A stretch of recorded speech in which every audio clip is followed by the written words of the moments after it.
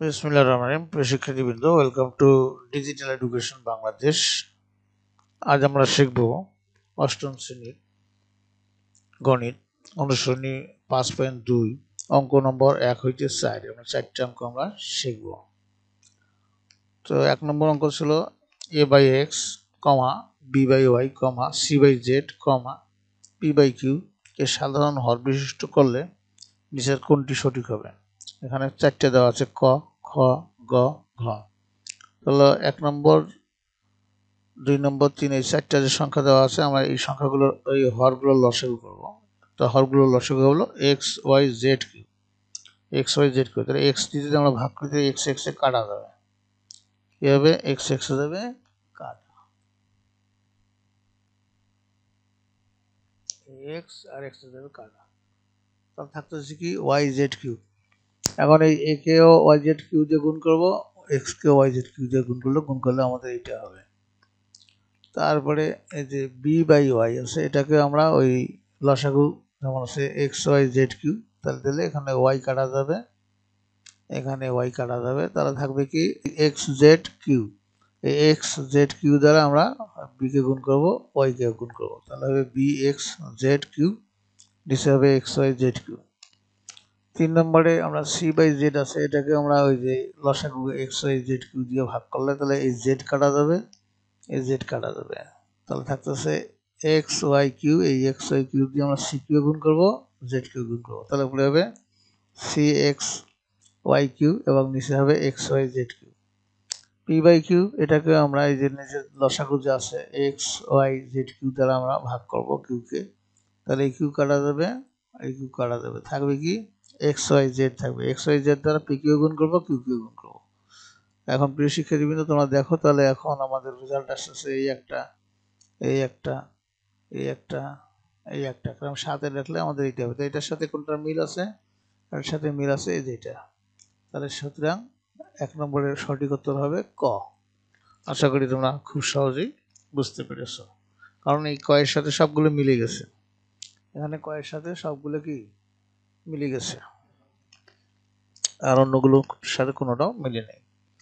এরপরে আমরা 2 নম্বর অঙ্ক দেখব যে এই x square y square by a b ও সি টু দি পাওয়ার মানে c cube d square by x to the power 5 y cube এর গুণফল কত হবে। তাহলে আমরা যদি এটাকে লেখা আছে, এখানে 4টে সংখ্যা দেওয়া আছে, ক, খ, গ, ঘ।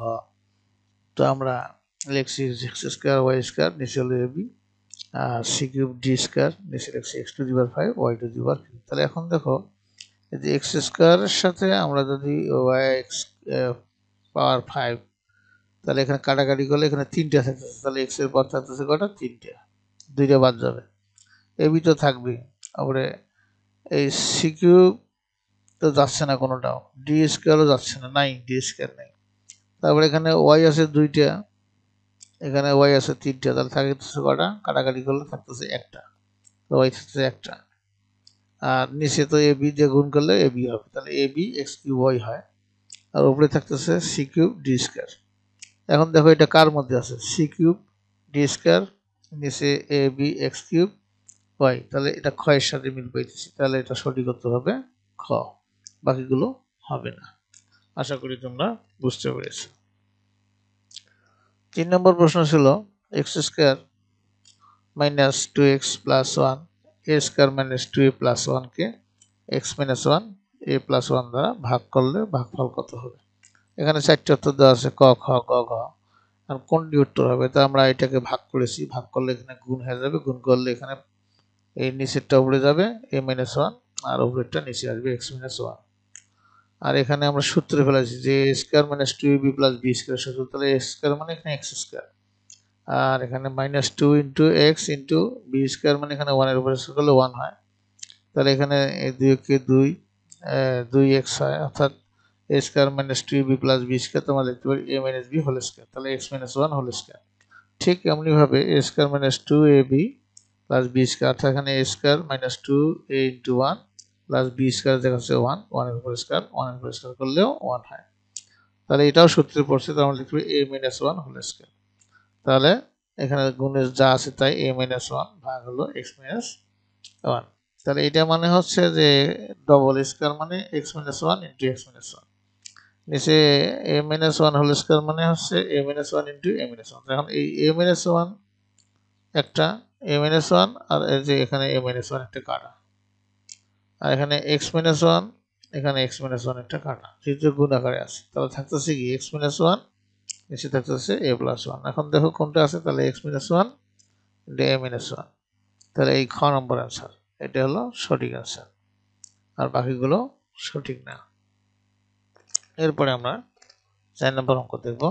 a মাইনাস বি, নিচে হলো a, minus a plus b, নিচে হলো বি, এর সরল মান নিচের কোনটি, এখানে 4টি দেওয়া আছে। আর সঠিক মান কোনটি আমরা লিখছি, এখানে মাইনাস, এখানে লসাগু করছি এ বি, এর দ্বারা যদি আমরা এ বি কে ভাগ করি তাহলে এ কাটা যাবে, থাকছে বি, বি দ্বারা এ মাইনাস বি কে গুণ করা লাগবে। আর এখানে বি দ্বারা ভাগ করলে হচ্ছে বি, বি কাটা যাবে, থাকবে এ। তাহলে এখানে এ দ্বারা এটাকে গুণ করতে হবে, এ ইন্টু এ প্লাস বি, এখানে চিহ্ন মাইনাস আছে, এখানে মাইনাস হয়ে গেছে। এখন আমরা করো, এটা গুণ করলে হবে A B, A plus A minus হলে minus B square, minus A minus A plus A minus A square, minus A plus A minus A B. এখন দেখো এই A B minus R A B plus যাচ্ছে কাটা, তাহলে থাকতেছে কি minus B square minus এ square, আমরা সাজে লিখছি যে মাইনাস এ স্কয়ার মাইনাস বি স্কয়ার, নিচে থাকতেছে কি এ বি। তো এটা কার মধ্যে আছে, তাহলে মাইনাস এ স্কয়ার মাইনাস বি স্কয়ার, নিচে হলো এ বি, তাহলে এটা ঘর মধ্যে আছে। হ্যাঁ, তাহলে মাইনাস এ স্কয়ার মাইনাস বি স্কয়ার, নিচে এ বি, তাহলে সঠিক উত্তরটি হলো গ। আশা করি তোমরা বুঝতে পেরেছো। এই ছিল আমাদের আজকের অঙ্ক। তোমাদের সবাইকে থ্যাংক ইউ। পরবর্তী ক্লাস দেখার আমন্ত্রণ জানিয়ে আর সেখানে বিদায় নিচ্ছি। খোদা হাফেজ।